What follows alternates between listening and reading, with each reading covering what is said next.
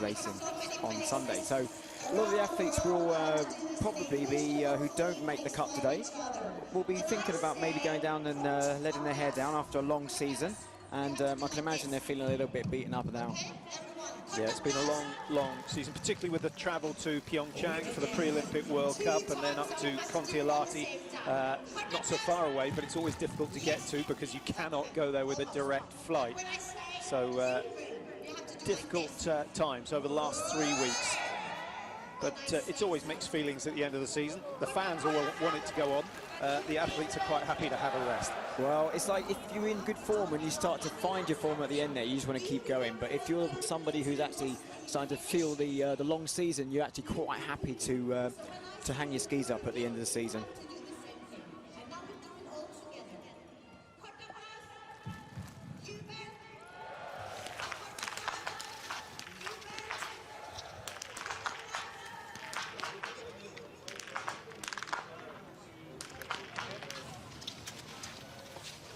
Oslo, of course, the host city for the World Championships last year, and what a championships it was. Success coming Norway's way. They topped the medal table with some incredible performances, and of course Tyrrell Eckhoff was one of those. All the Norwegian winners getting themselves a golden jacket, and it wasn't quite the same story down in Hogfilson this year. The King is in attendance, as he always is. Well, I saw them rolling out the red carpet. Looked as though it came from IKEA.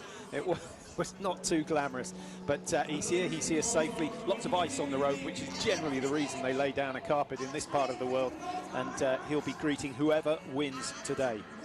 And the royal family, the King's family, have been attending the Holmenkollen races for over 100 years. In fact, 111 years this year that the King's family have been up in the arena watching the races.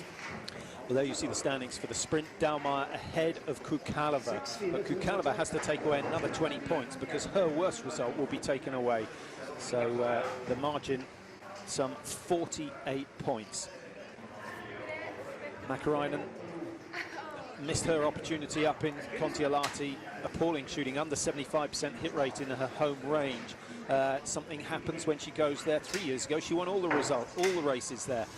Won the triple, but then the World Championships and the World Cup this season, things have not gone her way. She was bitterly disappointed.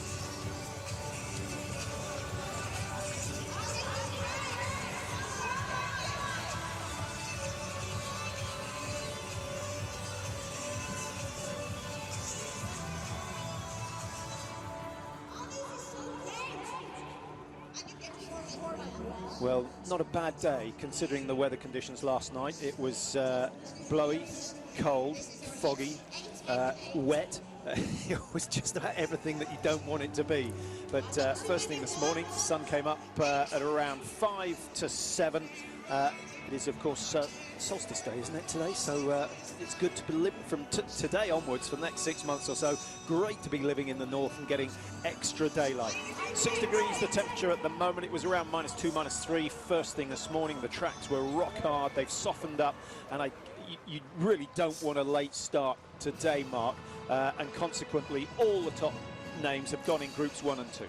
Yeah, the track's going to get more chopped up on the way, so it's definitely an advantage to start early. Hardest part of this 2.5-kilometre loop.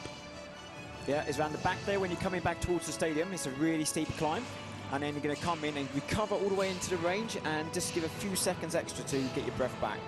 Well, there's the view from the top of the ski jump. A stunning view over Oslo Fjord. Takes, what, 35 minutes maximum to drive up, but not today. The road's very, very busy. Most of the fans coming up on the tram. It's a great scene, and they've had a real festival of skiing with, of course, the Holmenkollen week last week, and the highlight, of course, the 50-kilometre won by Martin Jonsrud Sundby. What an occasion that was. The crowds aren't quite as big for this race.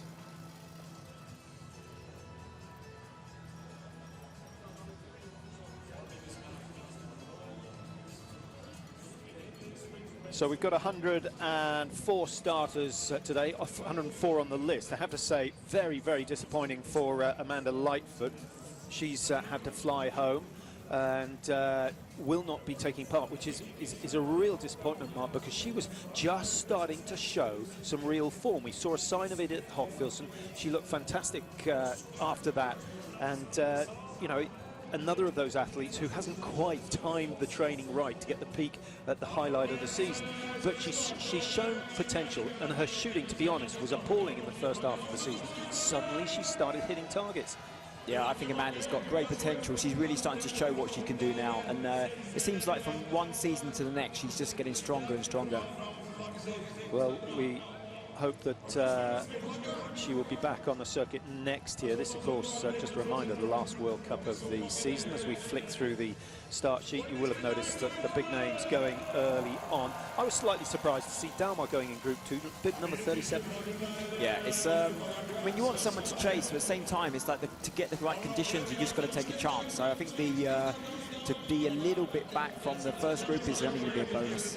Mary-Joanna Bear going number 18, Kukalova going number 29, Tilekov, watch out for her, number 23. I think in terms of ski speed, she's just about the only one out there at the moment who can match Laura Dalmar. There's Dalmar at 37, Susan Duckley goes 36. What an end to the season she's having. Ever since that success at the World Championship, she of course medalled in the mass start, getting the silver medal there, and her confidence has gone sky high, the same as happened to Bailey. That's something that we'll talk about as the race goes on. Kuzmina goes 52, of course the sister of Anton Shapulin. Vialkova looked better in Contiolati, goes 63, but still doesn't ski quite fast enough to be a real threat in the sprint event. But she's shown that she can do some damage in the pursuit. And there was Amanda Lightfoot, starting 85. Just a reminder, she has withdrawn from the race and has headed home. We've got Moshkova at 100, and then here are the last 4 starters. So it's going to take some 52 minutes to get everyone off the start line. The condition of the tracks, the temperature of the air and the snow means that an early start should be a faster start. Yeah, especially as the race goes on, at the back behind us where we are now, the tracks really start to get loose, and it's like lifting your feet through half a bucket of water in certain places of this course. And of course those parts of the track facing south are going to be in much worse condition than those either shaded by the trees or on the backside of the hill. It's a real strength of the conditions now with the athletes' form, and it won't be an easy, so they really have to ski technically well.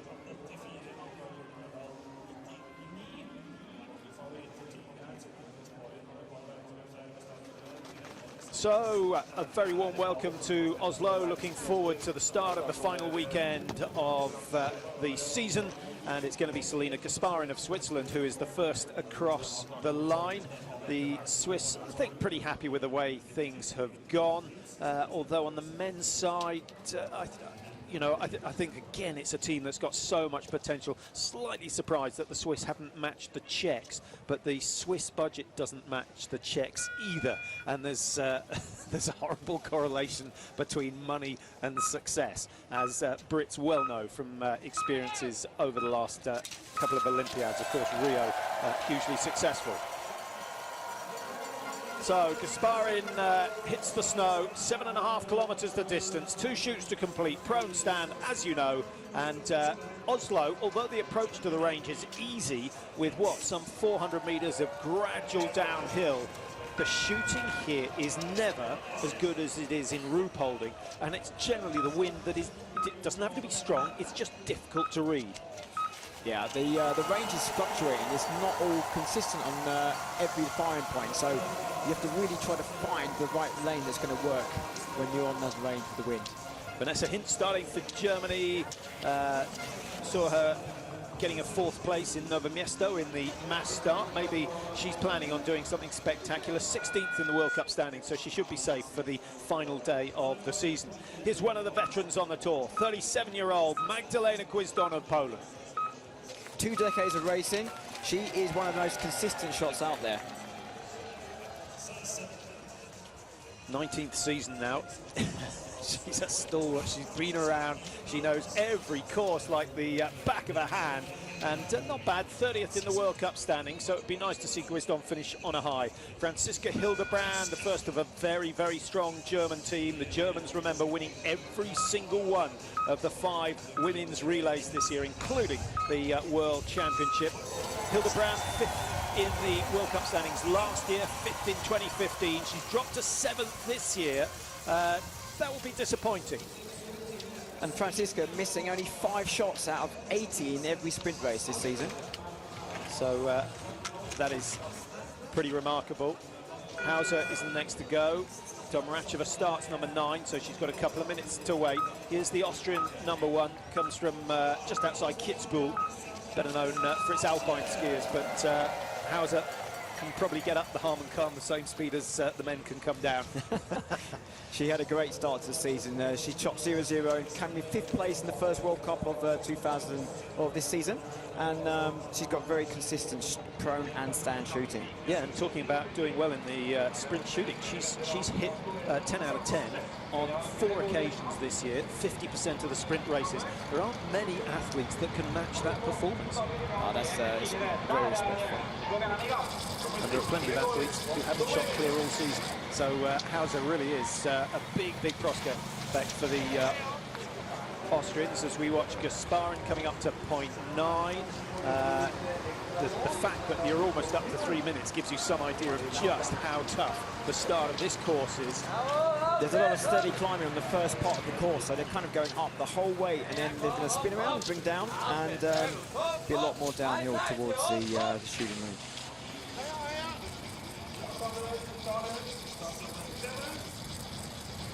Laukkanen just starting for Finland, got away well.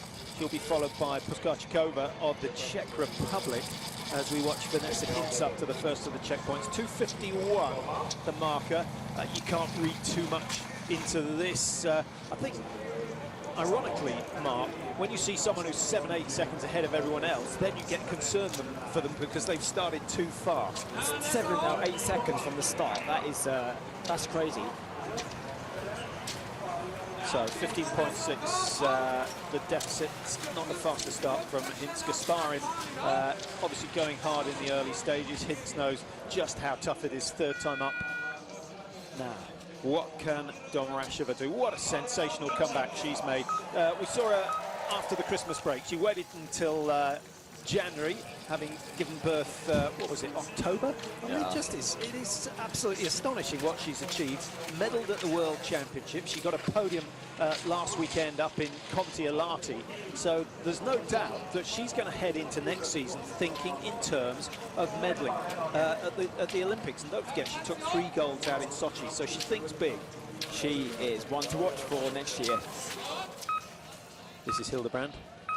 Justine Brezard, she's one to watch in the future, no doubt about it. 20 years old, and looking at her rankings in terms of speed, they rate her at 4.7%. That means 4.7% faster than the average woman out there. And the only 2 really significantly faster, Dalmar gets 5, and Makarainen, I think, is on 5.4. A 20-year-old, you've got to be a little bit looking out for her now, because she's coming from a massive pool of great athletes from France, so she's definitely going to be on fire today. Polina Fialkova for Slovakia. Now, she had a disappointing sprint last week in Kontiolahti, then produced a sensational pursuit, went from 35th all the way up to 7th, so a 28 position gain. She must have enjoyed that one. And that's you have to feel for those athletes, Mark, that never get into the pursuits. It's such an exciting format of racing. You wonder whether there should be an A pursuit and a B pursuit. Yeah, the level of to qualify for a pursuit, top 60 there is no room for error. So to get in the pursuit and then to shoot 0, 0, 0, 0 and go that far up the line, up into 5th place, then that is just amazing. Now, what's Laukkanen managed to do? 2.3 inside. Not really surprised to see that. She has certainly improved her speed as the season's gone on. Just like her teammate Makarainen, suffered a little with the home pressure last week. I wouldn't be surprised to see one of the 2 big Finns, on the podium today, simply with the release of not competing at home. Now, Gasparin, Of course, two-time winner in her career, both those wins coming back in 2014. But I still think, even with 2 wins, the silver medal at the Olympics is probably the highlight of her career. Let's see how she gets on. It's not the best start.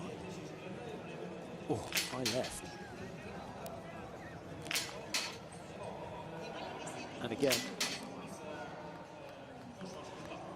Well, I didn't see the fall of the first shot, Mark, but I suspect that was high left as well. You can see the Whimpers pushing the round slightly left there, so she's going to get some information out on the course to maybe adjust for the stand.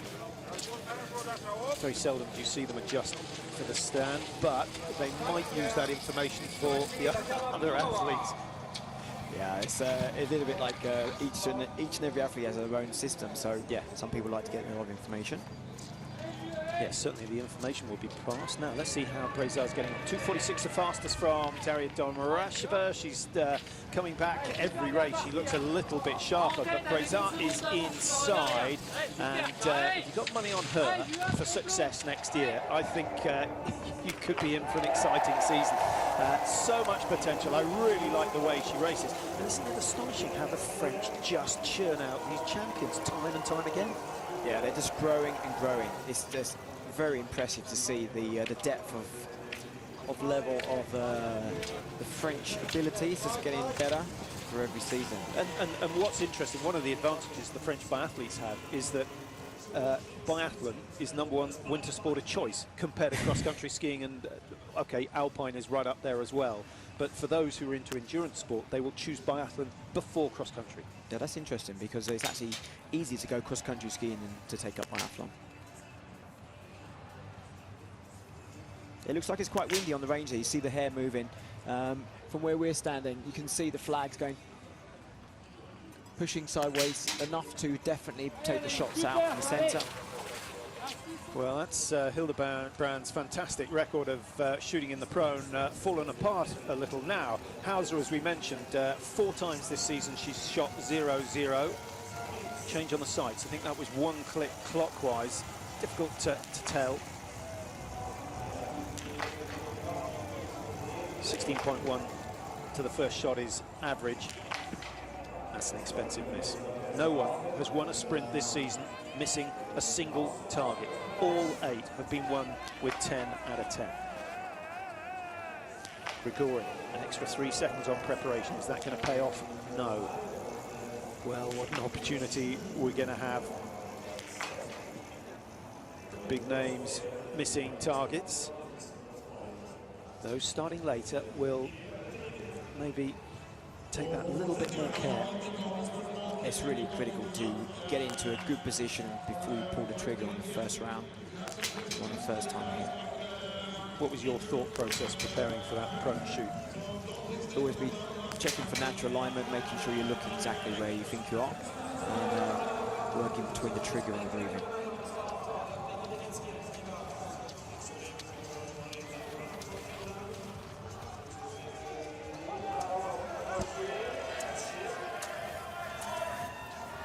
Nice flow and a technique from Laukkonen.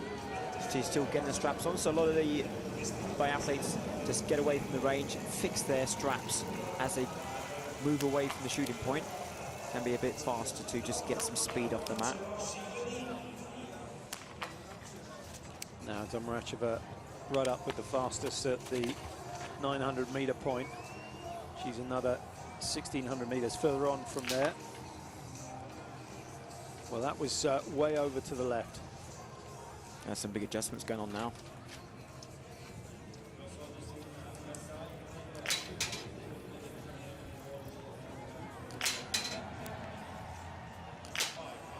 Certainly moved them over to the right-hand side. Oh, disappointing, really disappointing. And the penalties are huge in this particular sprint event because the pursuit obviously is based on the result of today, and then the inclusion in the mass start could also depend on your performance today. Now, what can Brezard do? If she goes clear, 22.8 to that first shot, that's an extraordinary amount of time. 1 or 2 athletes have finished their shoot. Vera will be in and out before then. Yeah, but you know, one miss, you're looking at 25 seconds. could be the actual smartest thing today. Yeah, I think there might well have been a briefing out on the course for Justine Brezard. Have a really good look at the wind. One of the things you've got to try and do is remember what it was like when you zeroed your weapon. That's right. You remember where you were when you zeroed, and you have to have the courage of convictions to when you decide to adjust your sights and believe that it's the right way. You can have no doubts. Anaïs Chevalier, bronze medal at the World Championships, went on to get 3rd place in Pyeongchang as well. It's been a good end to season for Anaïs Chevalier, one of an extraordinarily strong French squad. I think their biggest disappointment will be the fact that they didn't win a relay this season. They were on the podium in all of them, but they have so much talent that they really should have been challenging the Germans. See, quick to make adjustments there. So first miss and then straight in. Holmenkollen. It's not going well. Now the panic sets in. Here comes Mäkäräinen up to 900 metres. What's the pace like? 2.2 outside Fialkova. Fialkova really has upped her game over the last couple of weeks.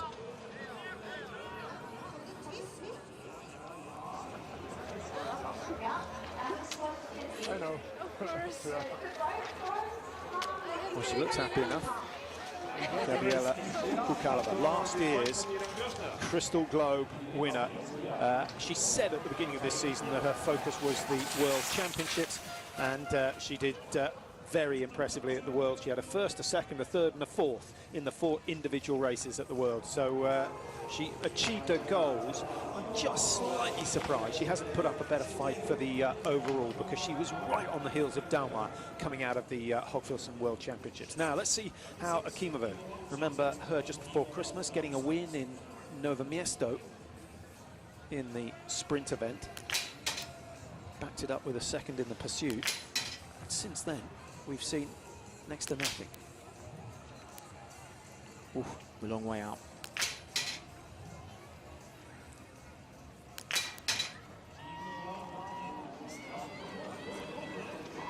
So one miss and very fast out the range.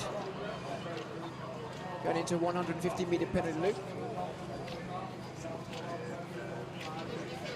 Interesting to get the clock on the penalty loop, Fred, as we watch Tyrolekov 2.1 outside. So Tyrolekov matching Mäkäräinen. I don't quite know how we explain Fialkova's speed over those first 900 metres. Maybe just set out harder than everyone else. We'll see whether she can keep that pace up. Fialkova just looking for her score after the first shoot. She's hit 4 of the 5, down in 4th position at the moment. Laukkanen of Finland it is who leads at shoot number 1, 6:49, the fastest time. And what have we got? 6 of the 15 only have gone clear. Big moment for Marie-Johanne Hebert. I think the 4 winning, skiing fast enough to win today.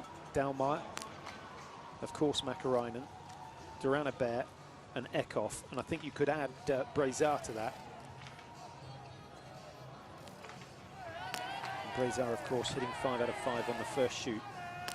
She took 22 to the first shot. And there you see, Fred, you're absolutely right.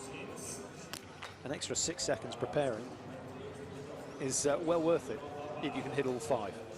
Absolutely, 6 seconds versus a penalty loop. I know that's where I would go.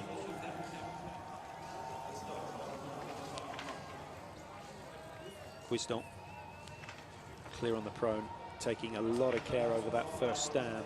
This is looking very nice indeed. 9 out of 9. Guisdon could set the mark. Oh, throws number 10 wide. That's really disappointing. The thinking shot, as they call it, and it could well have cost Guisdon a top 10 position. Especially with the wind today, you know, with clear shooting, you're going to be up there. Now, Mäkäräinen, who couldn't hit a barn door last weekend, and again, she was so disappointed. Okay, that's a bit cruel, but I think, you know, she will have been furious with her performances. Absolutely, on home turf, you do not want to be. Again, she's missed 3. Well, what is going on? What is going on? Her chance of winning any. she will be absolutely livid with that, having to go around 3 times around the loop. Now, Laukkanen is looking a little more promising. Clear in the prone, 8 out of 8 so far. Now, can she clear the last one? Yes, she does. Mari Laukkanen is going to set the target time, 15:12. She's going to be over a minute inside, almost a minute and a half clear. Fantastic performance from Laukkanen, and that is just what the Finns wanted, but they wanted it 7 days ago. Better late than never. Yeah, absolutely, absolutely, and finish the season on a high can certainly be worth some good performances next year, because you spend the whole summer remembering your last couple of races. Yeah, I mean, it's really important for the motivation as well, and like what you do into the next season. It's a big year next year. Everyone's trying to get qualification to Olympic Games, and the best can only go. Hauser has just exited the penalty loop. She's a minute and 6 off the pace. Now, Tiralekov, who won last weekend, 3 wins in her career. Cameraman's a little bit confused. Oh, high right.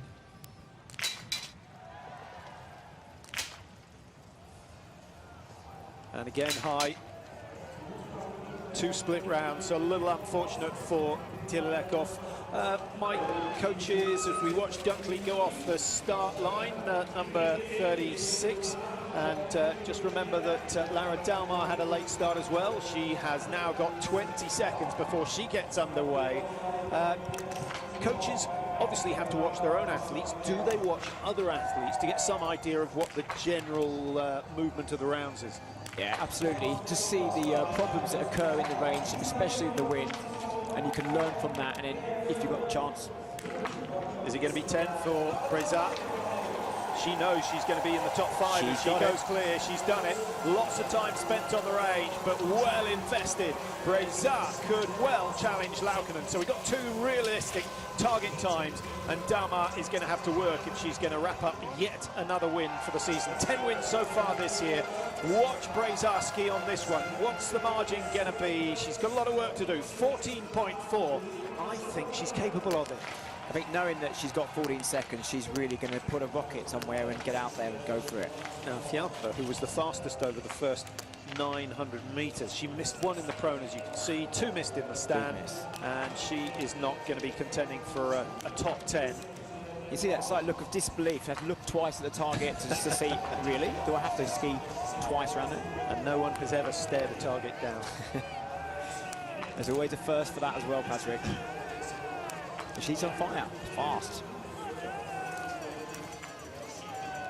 It really takes a lot of energy out, hitting that penalty loop fast. A lot of pressure on the inside leg and really driving out from the outside ski. Yeah, it's the penalty loop, you know, 150 metres sounds a little innocuous, but so often we see that a faster skier on the penalty loop coming out of the penalty loop at the same time as someone who's slower but hasn't done the loop, and then they can't match them on the last loop. It takes so much out of the leg, particularly the inside leg. Yeah, and there's so much energy, you know, your body's got to offer, so when you're using it up on that penalty loop unnecessarily, then you've got to do some magic out on the tracks. Now, Mari Laukkanen has pushed the accelerator. She's pushed her lead up to 1 minute 55. Theresa Hauser should be going through that particular part of the course any moment now. Fralina, formerly from Russia, now racing for Korea. Now, see what you notice about Scardino, shooting number 13, top right-hand corner of your screen. Right-handed, left-eyed. Very, very unusual. In fact, unique. Yeah, I've never heard of anyone shooting with the opposite eye in this level. Well, I can tell you that her shooting's actually been pretty good. In the prone, she's still at 93% for the season. In the stand, she's at 87%. You ever match those stats? Yeah, maybe on the pro. But it's definitely her weapon's been customised to handle the face looking on the other side of the sight, so it's all new stuff. Now, Kukalova, can she finish the season with some style?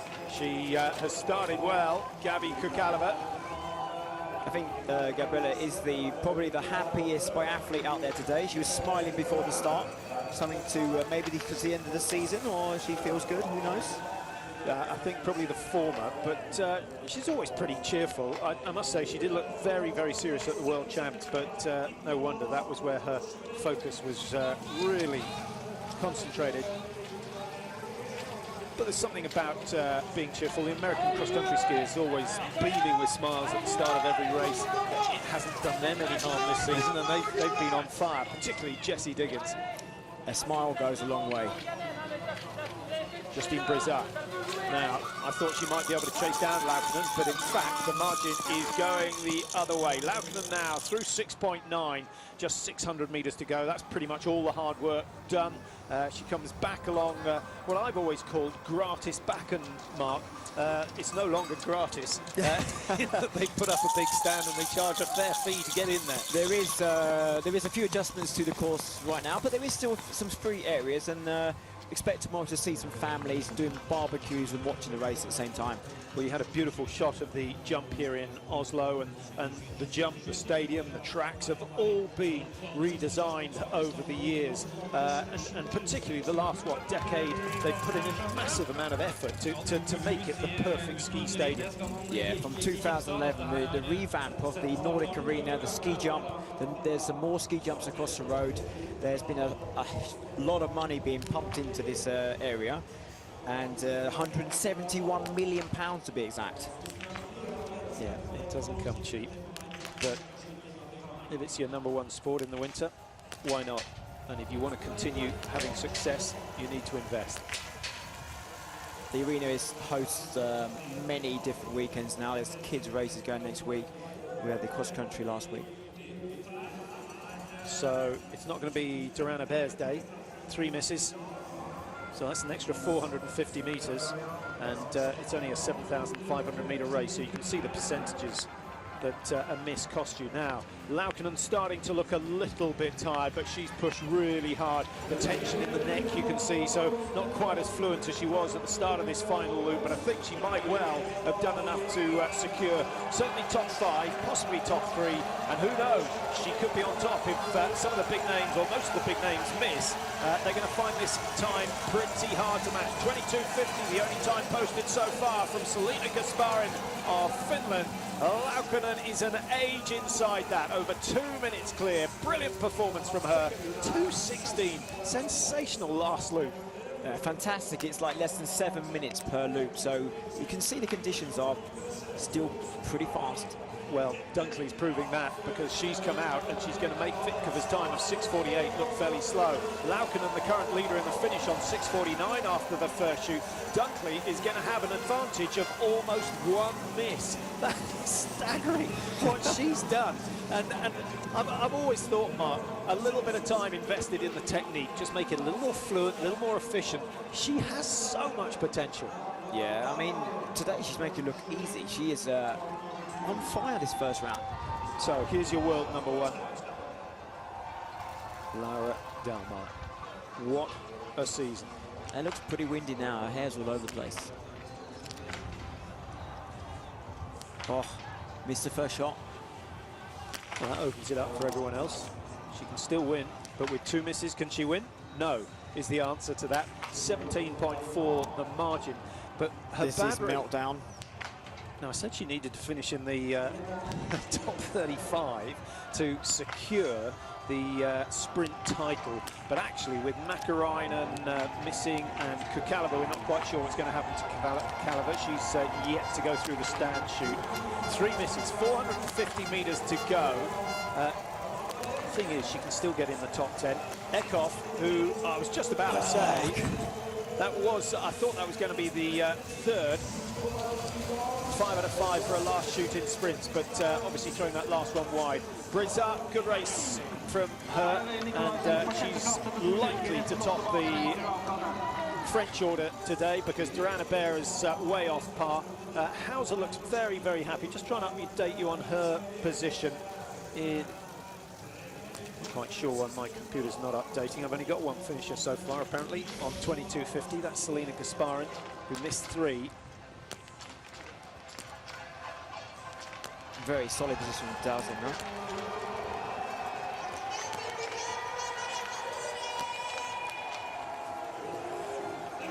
Just missed the last one. She'll be very disappointed and get on the loop. It's anybody's game. On the biathlon, is every missed target, you get a penalty. And it's exciting because you cannot predict the winning. Yeah, what I really like about it is the fact that, you know, the person who's leading at halfway doesn't necessarily win or even finish in the top 10. Yeah, things can change very fast. Dunkley will be hoping that doesn't happen to her. 6:26 her time going through the first shoot ahead of Vitkova. Good performance all round from Laukkanen. She has now finished and currently leads with a time of 20:33. And then Justine Brezard on just 25 seconds back. Here comes Anaïs Bescon, clear of the pro.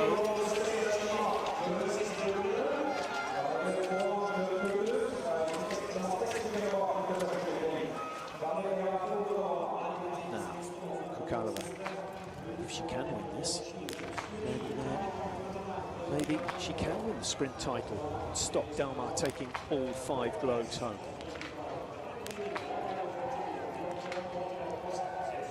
The time is just about on her side.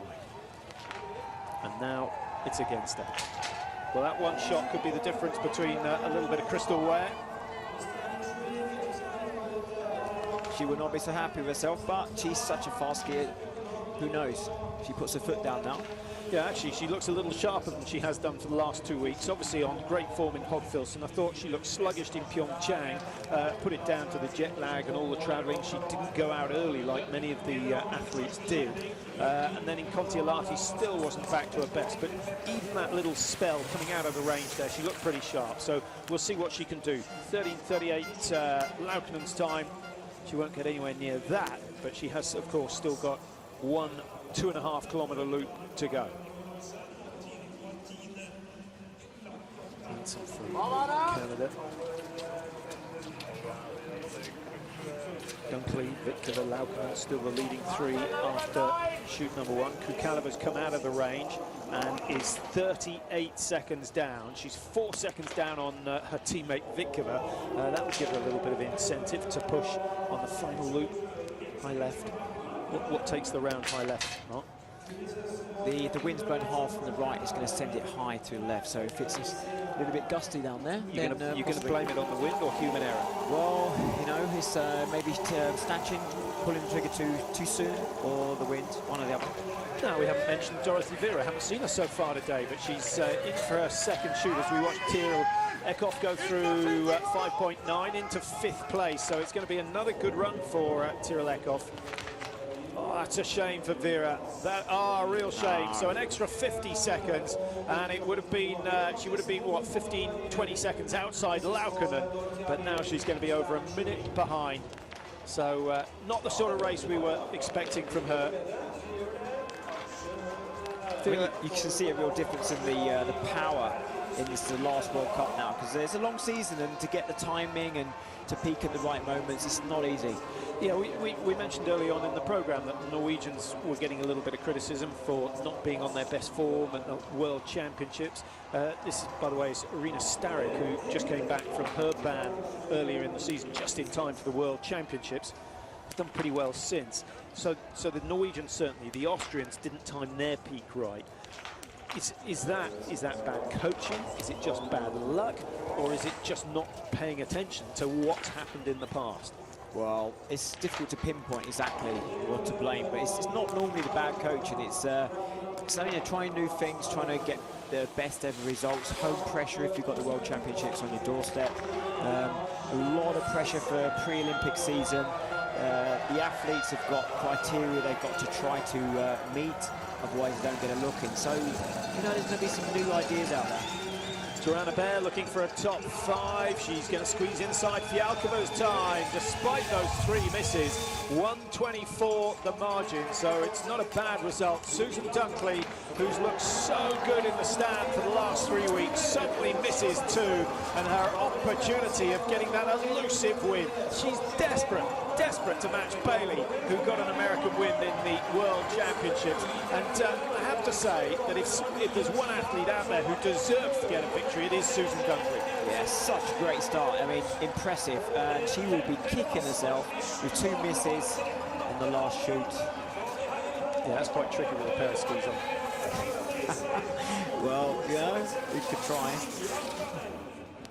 Maybe someone else have to kick you instead. Yeah, well, maybe that will work even better. Kuzmina, let's see how she gets on. 5:46 coming in. Quite a late start for Kuzmina, but I can tell you what, going through the split time just before coming into the range area, only 7 seconds down on Susan Dunkley's time. So Kuzmina's having a great run at the moment, but it counts for nothing unless 5 go down. This race, I'm 99% certain, is going to be won by a clear shoot, and that means that every single sprint this season would have been won with a perfect shoot. Yeah, and it's not going to be Kuzmina. There is no room for error. This level, the windy, you've got to shoot clear. You have to have a good day in the shooting range. Vitkova pushing hard, trying to hold on to a top 3. Does she know that her teammate Kukaleva is only a couple of seconds behind coming out of the range? 3 misses so far for Kuzmina. We haven't seen many 5 misses with 5, and she avoids that. But if you miss 3, then you really have to consider, right, do I move my sights or do I aim off? And you just got to make a fast decision and go for it. Really good aerodynamic position there from Tittle. Putting her hands and elbows all the way into her body, saving everything. 3 misses though. Frelina on 21.40, just misses out on that. Durana Bear's going down into 6th position, and Eckhoff gets herself a respectable start for the pursuit tomorrow. 1:11 behind.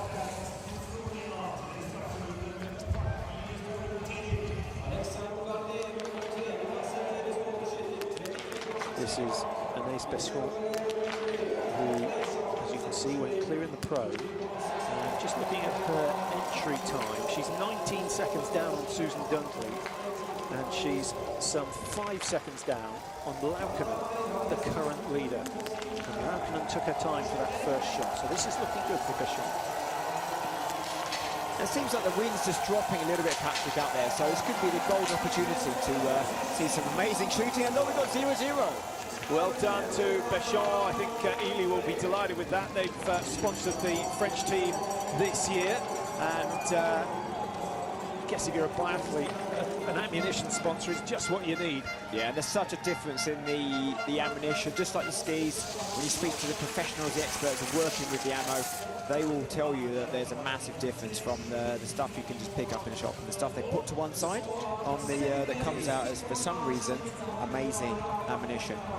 Well, Vitkova collapsing across the line, 41 seconds off the leading time of Laukkanen. She's in the podium positions at the moment, but we're waiting for Gabi Kukaleva to come down, see what she can do, because she was only a couple of seconds outside her teammate as she exited the range. They started a minute and a half apart. Here is Kukaleva. She's certainly fighting for this one. I think she knows that a podium finish is possible. Up the Nortug step to finish. And on the screen, Mark, that looks about 20 metres. And at, what, something like 5 or 6 degrees. It's a whole lot longer and a whole lot steeper. Yeah, it's an emotional little stop of a hill. When you get there and you know you're in range of the finish line, you know, you can give everything, but it doesn't really want to stop. It's like a full-on brick wall. And it's one of those hills where the most important section is the 5 minutes after, the 5 metres after you've completed the climb, to accelerate yourself again onto that flat section. And Kukaleva looks to be going well. She's just about to drop off it and head into the home straight. Here she comes, and the time 21:04. Vitkova on 21:14. This is going to be close, but she's inside. And the Czechs change order between the final shoot and the finish. It's Kukaleva with the advantage now into the top 3, which is just what she needed after 2 disappointing weeks of racing. Hammerschmidt certainly would have been disappointed to draw bib number 44, ranked number 22 in the world this year. Good, reliable relay competitor, Hammerschmidt. Really stable rhythm in the shooting. You see a lot of the athletes leaving the range, leave the snow cover open. There's no chance of snow today, as we can see, but saving every second, not wasting any movements. Well, the snow cover open is not as aerodynamic as the snow cover closed. You could argue that either way. And I'm sure we should do some testing and find out. Yeah, and if you take a tumble, yeah, by habit you should close your covers, because with the days it snows, then you won't get caught out. Marta Olsbu, 9 out of 10, not actually too bad for Olsbu. She did really well at the end of last season, so she's one of those that survives the season pretty well. She stays well, and of course got some good results out in Chianti-Manzese, which is where we finished the season last year. And with 9 out of 10, she could be on for her best result for a couple of weeks.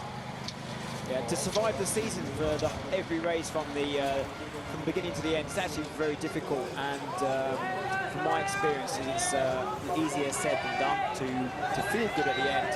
So I was going to ask you what sort of length of time you thought that the peak generally lasted.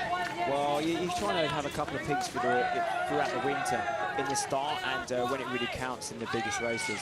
Well, France have Breza on the podium in the finish at the moment, and it looks as though Anaïs Péchon could be joining her, because she's gone through that last split point in 3rd position. Now, here's Ivona Fialkova. We saw Paulina Fialkova screaming around the tracks earlier on. That is a kick-ass first loop from Dunkley. She's still holding the lead on the fastest first loop there with the shooting. Yeah, 6:26. She's 21 seconds quicker than the next best after the first shoot. What a shame that she went and missed in the standing position. I definitely think some of the corners now are getting a bit chopped up, and it will make a difference on the speed. Well, the camera's staying on Olsbu, who's on the right of your screen. She's gone past Irina Starek, so she's skiing very well, Olsbu, and a good lunge for the line. 51 seconds outside, into 5th position. She's taken some big scalps there. She's ahead of Eckhoff, she's ahead of Zima, and she's also well ahead of Duran Hebert. There's the King of Norway there in the middle with the black shades on, looking cool. Yeah, and then just up above him, the statue of King Olaf V, which is a spectacular statue. A little stumble from Dunkley, and of course Olaf, who was hardly ever separated from his poodle, so the poodle got a place on the statue as well. Yeah, he was skiing around these tracks for 30 years, and he was always out there doing his thing. He was actually born in Sandringham House in Norfolk, Patrick. There you go. So Dunkley round the final corner, and what are we looking at? Vikova on 21.14, she won't get that. Olsbu on 21.24. It's going to be tough. It's going to be tough. With 4 seconds to do 50 metres, I don't think Dunkley looks as though she's got that sort of speed in her legs at the moment, but it's still a good run, and she knows that one more target in the stand position could have put her into the top 2.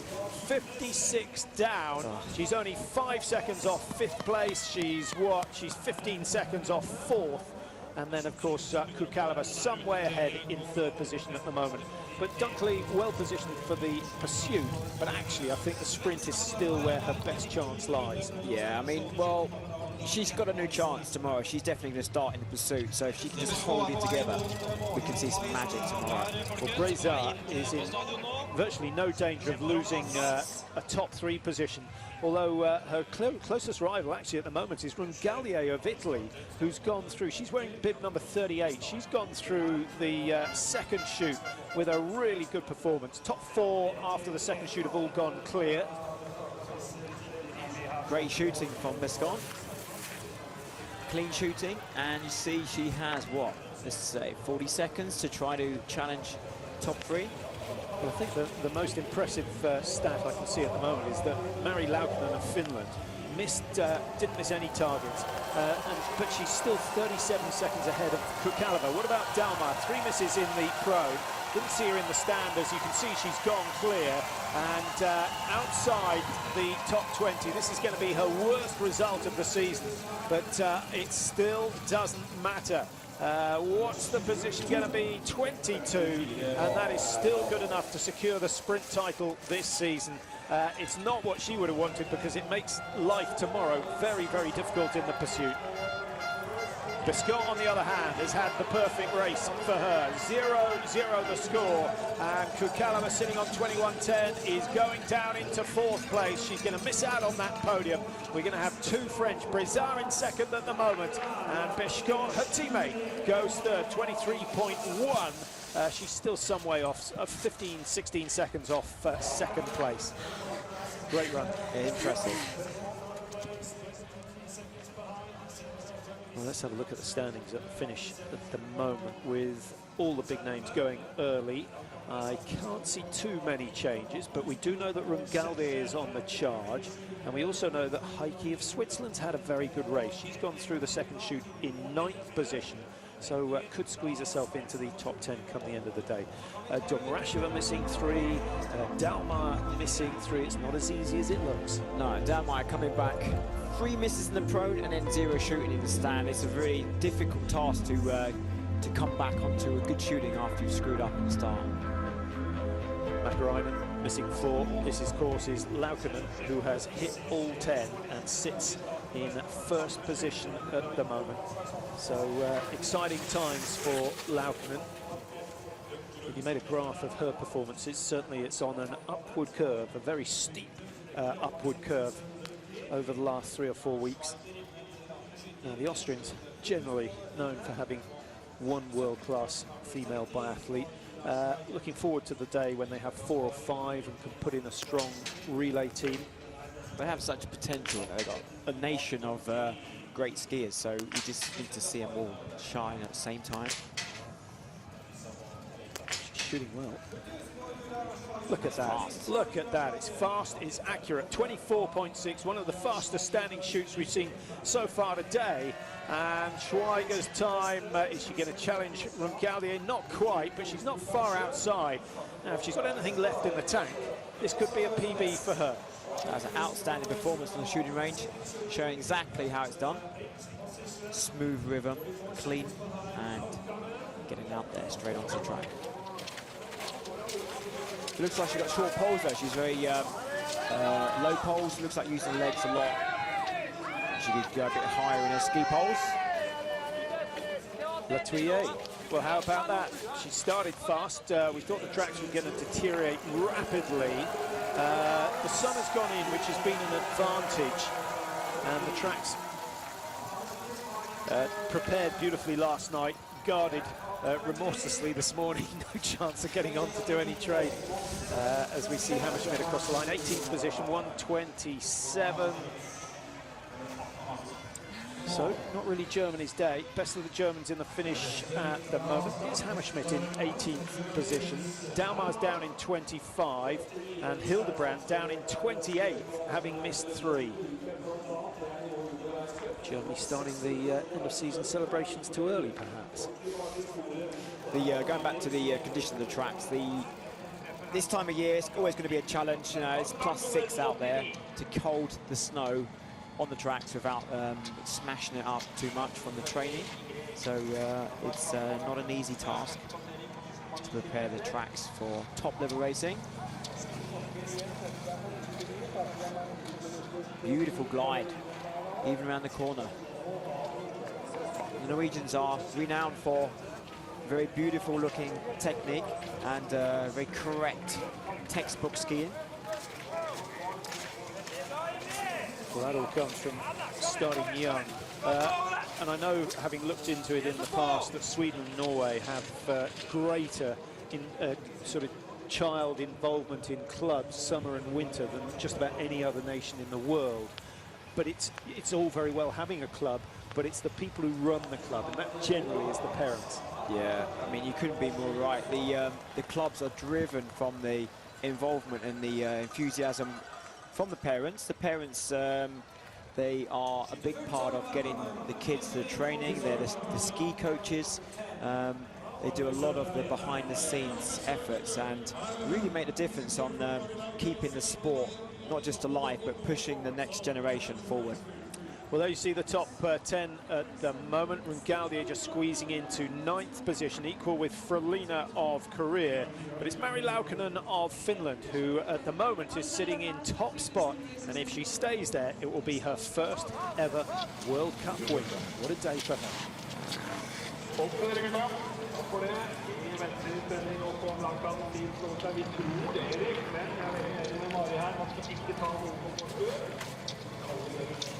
Now Schweiger managed to keep the pace up. Doesn't look like it. I think the tempo has dropped away. As you say, Mark, much shorter poles than many of the athletes. I'm always interested in the relation between the percentage of the power that comes out of the legs and the percentage that comes out of the arms. Yeah, a lot of the technique, you want to be just trying to use your legs to, let's say, control the rhythm of the technique. You see a lot of the different nations have different ideas. So the Russians, the Germans, they use a lot more upper body strength. The Scandinavians are very powerful in the legs. I think to find something in the middle which actually fits your body shape is optimal. Yeah, horses for courses. Don't take the textbook too seriously.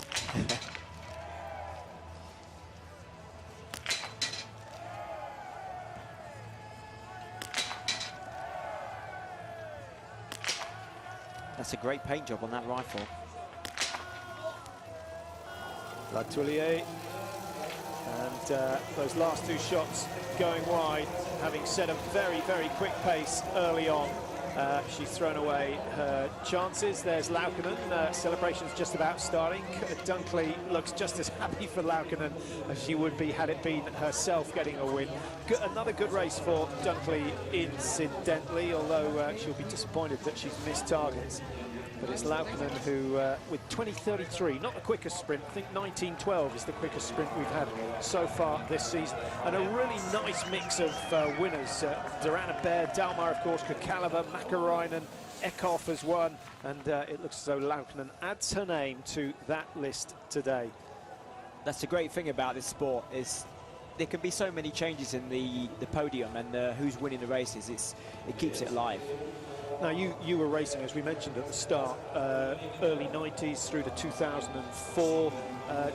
What changes do you notice? What are the most significant changes, and how do you account for the fact that they are now so much quicker than they used to be? The biggest difference is the equipment gets more advanced, gets lighter, gets better. More expensive. Of course. But I'd say the professionalism of the sport, every year it gets more interest, more money, pushes new levels.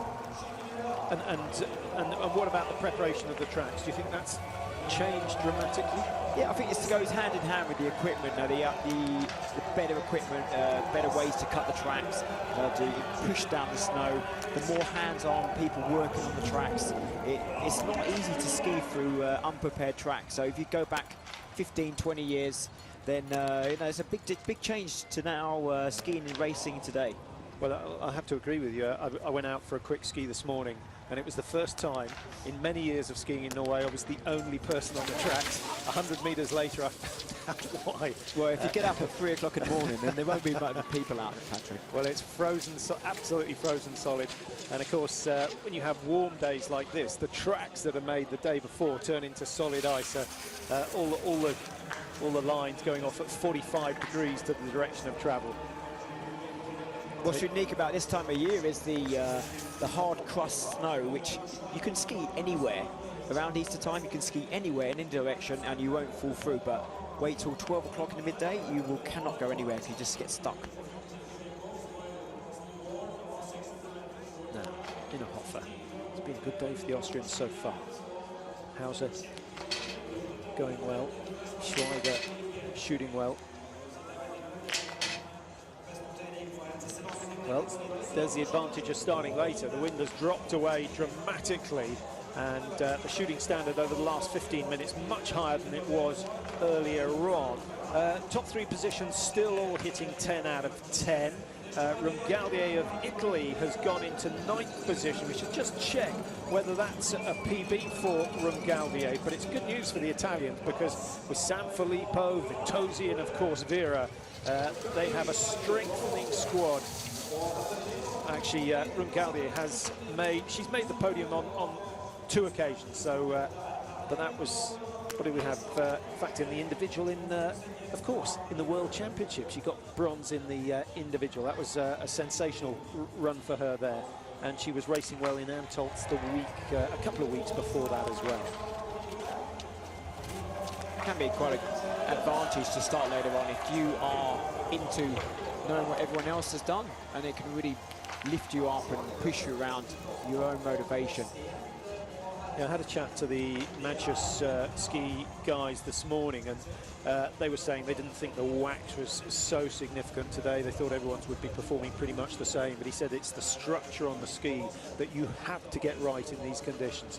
Yeah, there's so much water in the track, in the snow, in this temperature now, it's above 0. If you do not get the structure right, then the ski will suck to the ground. Well, some of the finishers have been across the line half an hour ago. Here we go with Alice Firovets from Sweden, who is number 104, the last of the starters, and she must have thought last night she was going to get the worst of the conditions, but I think she'll be reasonably encouraged to see that some of the later starters have produced decent times. We've got Herman in the top 20, Inhofer in the top 20. They all started in the mid to late 80s, so it's not as bad as she might have thought. No, and also the feeling there's not the same pressure starting at the back. It can actually be an advantage to just do your own thing, and feeling that you're going past many of the other athletes who have already started in front of you. For the other athletes who are finishing off the race, they just try to hang in there to the later starters. So it can work both ways.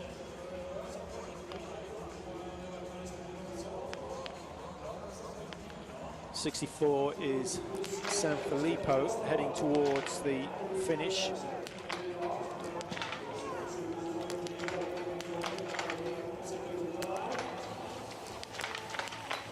Lithuanian, another of the minor nations. I'm just trying to ping her heart rate, see what she's working at, but I cannot see her watch good enough. I'm sure she's up there. They haven't got much time to stop and shoot, so your heart rate's going to be going through the roof. And the difficulties of shooting with after skiing 2Ks, coming in, skiing 2Ks hard, trying to point a rifle down the range, it's easy to talk about. Well, that's a whole lot better from Sanfilippo, and she was 35th last weekend in Contiolahti, hitting 9 out of 10. She'll be delighted with that. 9 out of 10 again today, but with the shooting standard much, much lower. And here we go with Nadine Horschler. The wind looks to have picked up again just briefly. You see they're coming down in the shadow there, because I reckon that the left-hand side of that track on the way down is going to be faster in the shade. Yeah, just looking for patches of snow that haven't been affected by the sunshine. You really have to read the course when you're out there. You can easily actually go slightly wider on the racing line and go faster if you're just looking for the best places to ski. Horschler, who got her first win this season, came in Antolz in a mass start where she shot 4 rounds of 0. It's not going to happen today.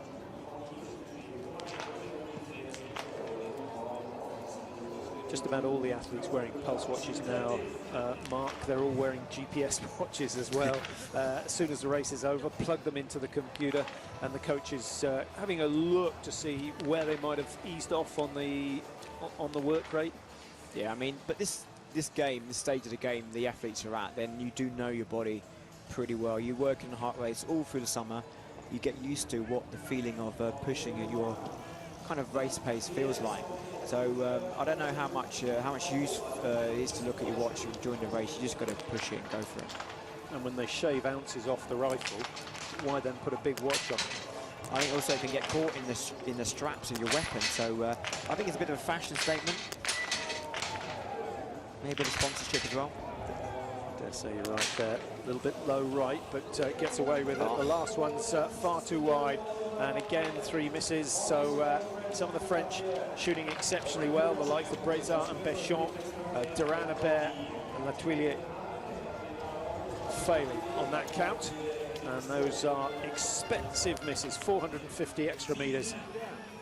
There's always a bit of wacky race as well. When you come out of the corner on the range there, you don't know if you're skiing next to someone if they're going to go straight on or go into the penalty loop. And you're hoping that they're going to be also going into the penalty loop. So it's a bit like, no, this is you. Tandrevol. This would be a good performance for her if all 5 go down. Looking relaxed. Left-hand shot. So many of those. Oh, number 10, that's third or fourth time we've seen that happen today. Now, if you were the Norwegian coach, what would you say to her in Norwegian at the end of that? Okay, what, in Norwegian? Yeah. Ja, det var kjempebra, men neste gang kan du gjøre enda bedre, faktisk.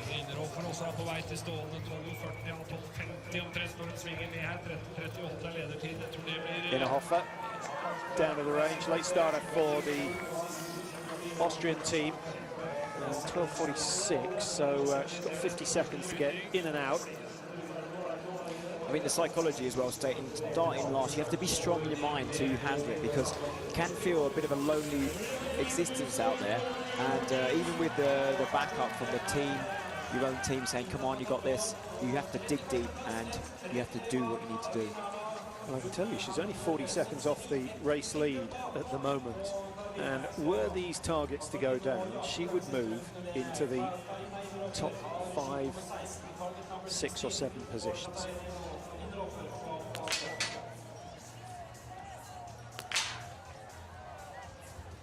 Oh, big miss left. Oh, to the right and up. Yeah, the standing shoot has been an issue over the last couple of weeks. Didn't race in Pyeongchang or Kontiolahti. Oh, huge miss, last shot. Yeah, I was just looking at her pursuit performance in the World Championships. She went 1:0.33, so maybe she knew it was coming. She needs a little bit of work on that stand, build the confidence. She looks so good on the skis, so fast, so powerful, smooth. Denise Herman from a cross-country skiing background, another one who can cover the kilometres pretty sharp.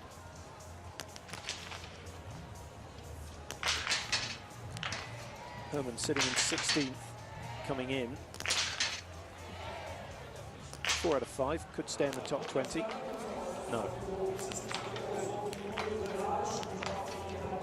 Now with a standing shoot, Mark, you can't hold, it's impossible to hold the rifle on the target. So the sights drift across the target. Some go up, down, some go down, up, some come across from the side. What was your favourite technique? Well, if you do the, you shoot on the breathing, so as you inhale, your chest is going to rise, and the rifle, the barrel of the rifle is going to lower down, so you're going to go under the target. And as you exhale, it's going to come back up again. So some people like to shoot on the way up, and some people time it so they shoot on the way down. And with that, it could be a little bit from the left and right as well. So everyone's got their own way of looking for the target. Big beaming smile from Kukalova. It's not a winning one, but she's finished in 4th place. She's only 37 seconds off the lead, so she'll fancy her chances in tomorrow's race. As we said earlier, vital that she finishes the season well. I wonder what the target for next year is going to be. Has to be the Olympic Games, really. She's won the Crystal Globe. Much better to focus your attentions on the big prize. Yeah, I think there's, for a lot of the athletes, that you want to have a great season prior to the Olympic year, but it all really counts next year. So even if it doesn't go exactly to plan, maybe try a few things this time around. Next year, it's for real. I think it's generally accepted that the overall Crystal Globe is the toughest one of all to win. But would you rather take an Olympic gold or the Crystal Globe? I'd take an Olympic gold any day. Strange, huh? Yeah. But the Crystal Globe is a sign of the best biathlete. Maybe you can take both. Well, Martin Fourcade will certainly be hoping so. Tandrevold, 149 off at the moment. If she can keep that margin, she's going to be down in around 26th, 27th position. But it is very, very tight. If she can get it to within 127, she's going to move into the top 20. You check that shooting style, a very aggressive stand shoot. She looks like she means business. Super focused. Yeah, great drills as well. Oh, again. No way. Again, number 10. She knows the frustration there. It was going so well. You just want to know what went across her mind after that fourth target went down. Yeah, she was the most focused stand shooting woman we have seen today. Laukkanen, well, she's soaking up the occasion. A little bit disappointing for her. One of the smaller crowds that we've had this year, not compared to Pyeongchang, but you know, Friday tends to be a little bit quiet here. Tomorrow the stadium will be absolutely packed. We'll have a lot of skiers out. Do you think they've been swamped with sporting events? You know, the Holmenkollen 50 is a massive, massive occasion. Yeah, I mean, this month now, we just 3 weeks ago we had the winter holiday here in Oslo, where the kids are off school and everyone seems to go up to their cabins. And last week with the 50k and the cross country, it was thousands of people around Holmenkollen. So I think today on Friday everyone's like heading out of town, they're going into their cabins. But tomorrow I reckon we can expect to see quite a few of Oslo's population up here by the tracks and really cheering on the athletes. And you don't think that the recent doping scandals, obviously the ugly side of Sochi 2014, and then of course Therese Johaug being banned for what, 14 months, maybe more. Sundby, of course, being caught up with the salbutamol scandal. Has that had any effect out here on the popularity of the sport? You would definitely ask that question, but you know, the people, the Norwegian people, they love their skiers, and it seems like no matter what, good and bad, they stand behind their athletes, and you know, they love to win, and when they're not winning, they're just as much backing them up and being there to watch them. So it's really great to see that the crowd are cheering for them. Yeah, I must say, when Andrew Musgrave finished fourth in the World Championship 50k in Lahti, the first message I got on my phone was from a Norwegian, full of praise for what he'd done, and so, you know, and delighting in the fact that Muzzy had beaten all the Norwegians. Yeah, I think the Musgrave is Muzzy's becoming a household name in Norway. Yeah, and you know, if he switched to biathlon, he might become a household name worldwide. Well, that would be a very interesting predicament if we suddenly see Andrew just do a switch to the biathlon world with his ski speed. It would be very exciting. You got to hit targets though. It's not just about the skiing. Certainly.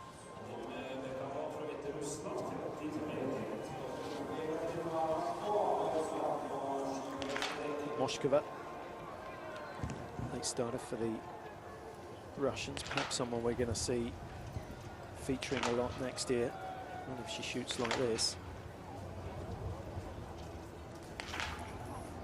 There's no room for error. You've got to be performing. You know, this level, the Russian athletes, to leave the range with 3 misses, I think you'd be heading to Siberia. Yeah, we saw her at the Junior World Championships this year. She was generally 15 down to 25, around there. So they obviously see potential. You don't get a Russian suit unless you've got a huge amount of potential, but not all of them win from day one. And that's the case in most nations, and it's the skill of the coach to pick out those who've got the potential, got something that they can work on. And bear in mind the amount of athletes that you've got to pick from. It's at this level, they would have gone through many hundreds and maybe thousands of similar athletes that are just as good, and their best come through. Got to take the best.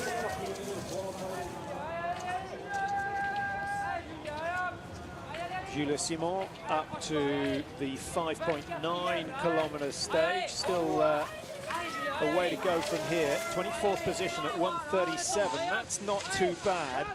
Another 7 seconds or so, she can go up another 3 or 4 places, take some big scalps, the likes of Hammerschmidt, Donrasheva, Hauser, there to be shot at. And as Denise Herman comes down into the finish, last little bit for her, 3 misses, 2 of them coming in the stand. Just looking at the tracks behind us here now, they are pretty chopped up. So on the hilly areas, then I'd imagine it's got a bit harder to move through the snow. So I can't see it with a faster advantage to start later now. Yeah, I'm just looking down of the early starters, Mark. Only one starting outside the top 80 has got into the top 10 at the first split point, or after the first 2.4 kilometres, and that was Latuille, who we picked up on, but then she, of course, missed targets in the rain. So I think you're absolutely right. The men's race, however, which starts at 4:30 local time, 3:30 in the UK, is a different deal, because with 100 or so starters, those at the back might suddenly start to get the sub-zero temperatures if it freezes a little earlier than it did last night. We have seen that before, Patrick. Just a 1 or 2 degree drop in temperature. The sun's going to be going down around now, so it could be actually an advantage to be starting at the back to get a little bit faster, icier conditions.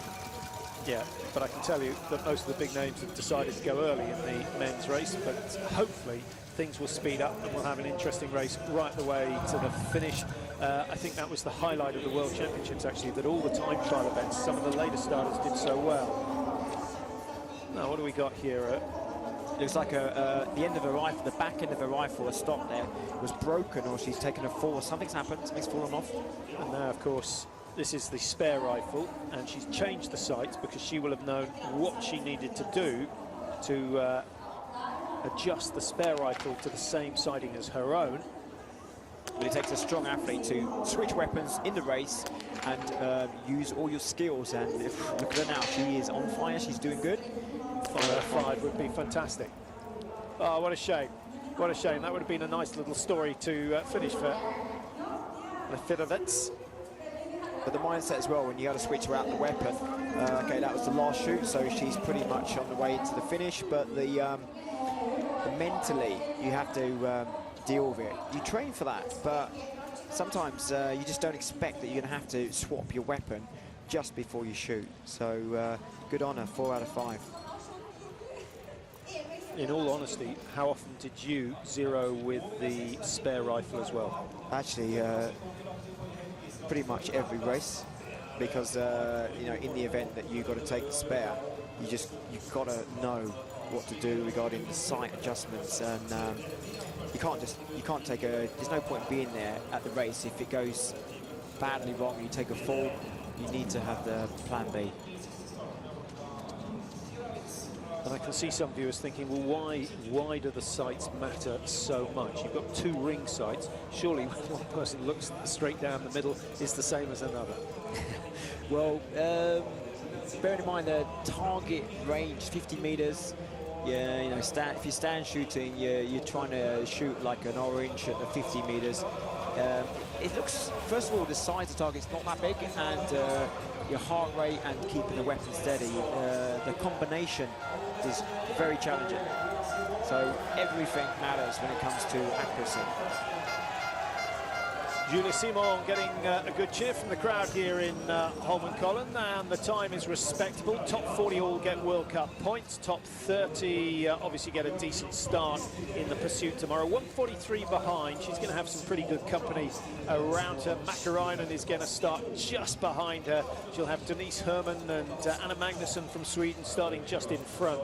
So she'll look forward to that. 24 hours to recover. It's not been the best of days. Well, it's been a good day for the French with 2 on the podium, but they haven't won it. It's Finland who are going to win this one, and Mari Laukinen getting her first ever World Cup win.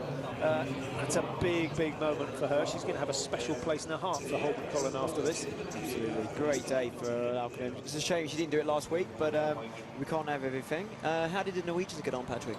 Well, the Norwegians suffering a little bit like the Finns did last week, but Olsbu actually the best, 51 behind, down in 6th position, having missed 1. So a clear shoot, and she would have been battling for 3rd, 4th. just looking at the other Norwegian, Tiril Eckhoff, who has a huge number of fans out there. She's another of those, like Kukalova, can't help herself smiling even when the chips are down. 3 misses from Eckhoff today, 1-11 the margin. Take away 3 penalty loops. She's right up there with Lauken. Yeah, she's got good potential for tomorrow, and maybe on home soil and with the crowd behind you, that you can really do something special. Amazing views up here in Holmenkollen, especially when there's no fog, which sometimes we can't see anything. Last week after the 50k cross country, 1 hour after the sunshine, the race was finished. There was nearly impossible to see anything up here. It was completely white out with fog. Yeah, this is one of the venues where biathlon races have been cancelled, generally halfway through and then just deciding it's not safe to continue. Kontiolahti, they've been cancelled because it's been too cold. Nagano, they were cancelled because it was snowing too hard. I think out in the US, we had one race where there was too much snow, couldn't get to the range. But generally, most of the races, 95%, no, more than that, 98% of the races get off on time. Yeah, it's so much organisation, and everyone's doing their job 2,000% better than normal on the race days. Yeah, and I think you made a point earlier on that, you know, these events rely entirely on volunteers, and there are venues where, you know, the inhabitants have an appetite to volunteer for events like this. Holmenkollen is one. Kontiolahti last week, they had an IBU Cup one week, the World Cup the next, the World Masters the next, and the same volunteers turning up just to cheer for 1 week after the other. It's a fantastic situation. It's like the nation, the city that the venues in, they all club together and really pulling the same rope in the same direction. There's a big queue actually.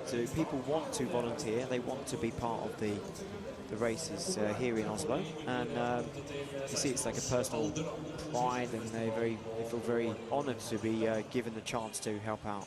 Now, I know that Norway were considering putting in a bid for, was it the 2018 Olympics or was it 2022? I think it was 2022. I think it's 22. And they decided to withdraw from that. That's a big disappointment for ski fans, as well as all those European athletes who would quite like to have an Olympics back closer to home. Yeah, I mean, it's an expensive operation. I'm not quite sure why they pulled out at the end of the day, but certainly a country like Norway would be absolutely ready to gear up for Olympic Games. Yeah, I think the 2011 Nordic World Championships were a sensation. Probably never to be bettered. What was it, 150,000 turning out to watch the 50k on that occasion. Those are the sort of scenes we want to see. I'm absolutely certain we're not going to get scenes like that in Korea next year.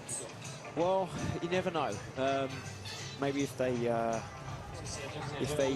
get the people out in the masses, we could be surprised. But you know, when you've got like a ski nation and their culture is to get out there and support not only their own athletes and teams, but every nation that's participating, then it's difficult to beat this feeling here in Oslo. And last weekend with the cross country, you literally cannot move. There's so many people. People are sleeping out in the woods. It's a village, like a music festival going off in the night time, waiting for the race to start next day. Caroline Erdahl with 4 misses is not going to make the top 60 and consequently will miss the action. So that's pretty much the end of her season. But I think she's had some World Cup experience here. And that's something that the Norwegians are particularly good at, is giving their youngsters, their up-and-coming skiers, an opportunity to race against the best.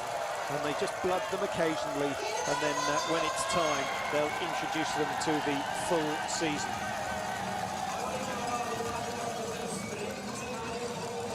Yeah, it's a very healthy club system, selection system. There's shooting with records going all the way through the summer. The summer is also as big as the winter. The training, there's competitions going on. Competitions are recorded, and they start to see a trend in the best up-and-coming athletes. So the first of the weekend's races just about complete. 104 starters. Poltranina from Kazakhstan, another with 3 misses. Shooting standard way below what we saw in Kontiolahti last week. 1, 2, 3, 4, 5. I can only see 5 athletes.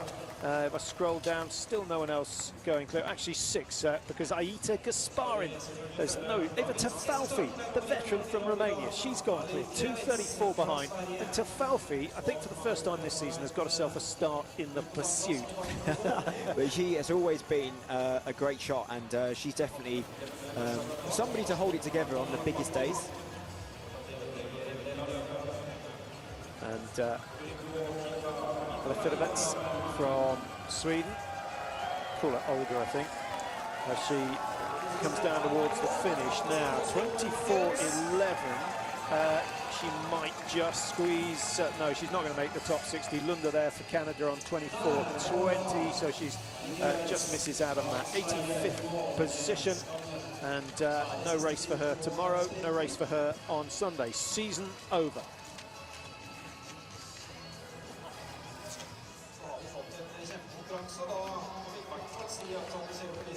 So that just about wraps up our first race today, as we have a good look at the jump in the background. All the jumpers have had their little bit of action. Laukkanen will be delighted with what she's done today. Top spot, 20:33.5, the winning time. The French delighted, Brezard and Béchon on the podium. Kukalaba, much better than we've seen from her since the World Championships, in 4th place. She will really fancy her chances in the pursuit tomorrow. Joanna Bear's got some chasing to do. 1:24 to make up, but Lara Dalmar just waiting to see how far down the order she is. Daria Domracheva down in 21st position. Did I miss? No, there's Dalmar, 31st position, 1:54 behind. Her worst race of the season. Might be worth a bet that she'll finish in the top 5 tomorrow, because she generally follows a bad performance with a brilliant one. She's a real fighter. I think she's got a good chance to get up there. 6 misses for Anastasia Kuzmina, 3 in the prone, 3 in the stand. A race to forget for her, and her brother will be hoping that he gets on a little bit better this afternoon. The men's race starts at 4:30 local time. We'll be on air a little bit before that